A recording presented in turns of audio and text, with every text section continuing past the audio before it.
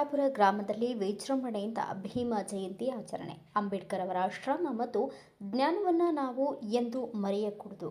ಅವರು ಇಡೀ ಜಗತ್ತಿಗೆ ಮಾದರಿ. ಶಂಕರಪ್ಪ ಸೋಮರೆಡ್ಡಿ.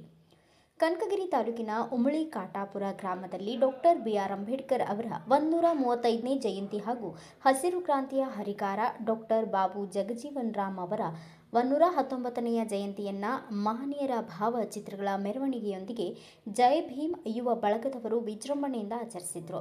ಭೀಮ ಜಯಂತಿ ಕಾರ್ಯಕ್ರಮ ಅಂಗವಾಗಿ ಮಹಿಳೆಯರಿಗೆ ರಂಗೋಲಿ ಸ್ಪರ್ಧೆಯನ್ನು ಏರ್ಪಡಿಸಲಾಗಿತ್ತು. ಸ್ಪರ್ಧೆಯಲ್ಲಿ ಭಾಗವಹಿಸಿ ಸುಂದರವಾಗಿ ರಂಗೋಲಿ ಬಿಡಿಸಿದ 3 ಮಹಿಳೆಯರಿಗೆ ಸೂಕ್ತ ಬಹುಮಾನವನ್ನು ನೀಡಲಾಯಿತು.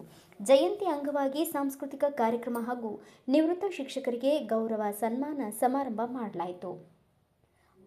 ಉಮಳಿ ಕಾಟಾಪುರ ಗ್ರಾಮದ ಸರ್ಕಾರಿ ಶಾಲೆಯಲ್ಲಿ ಸುಮಾರು 26 ವರ್ಷಗಳ ಕಾಲ ಶಿಕ್ಷಕ ವೃತ್ತಿಯಲ್ಲಿ ಸೇವೆ ಸಲ್ಲಿಸಿದ ಶಿಕ್ಷಕರಾದ ಶಂಕರಪ್ಪ ಸೋಮರೆಡ್ಡಿ ಅವರಿಗೆ ಗೌರವ ಸನ್ಮಾನ ಮಾಡಲಾಯಿತು.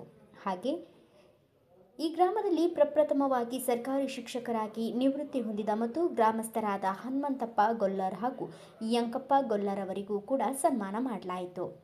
ಕಾರ್ಯಕ್ರಮವನ್ನು ಉದ್ದೇಶಿಸಿ ಮಾತನಾಡಿದ ಶಂಕರಪ್ಪ ಸೋಮರೆಡ್ಡಿ ಅವರು, ಡಾಕ್ಟರ್ ಬಾಬಾ ಸಾಹೇಬ್ ಅಂಬೇಡ್ಕರ್ ಅವರು ಶಿಕ್ಷಣ ಪಡೆದುಕೊಳ್ಳಲು ಆಗದೇ ಇರುವಂತಹ ಕಾಲದಲ್ಲಿ ವಿದೇಶದಲ್ಲಿ ಓದಿ 32 ಪದವಿ ಪಡೆದುಕೊಂಡಿದ್ದಾರೆ. ಇಡೀ ಜಗತ್ತೇ ತಿರುಗಿ ನೋಡುವಂತಹ ಸಂವಿಧಾನವನ್ನು ನಮ್ಮ ದೇಶಕ್ಕೆ ರಚಿಸಿಕೊಟ್ಟಿದ್ದಾರೆ ಎಂದರು.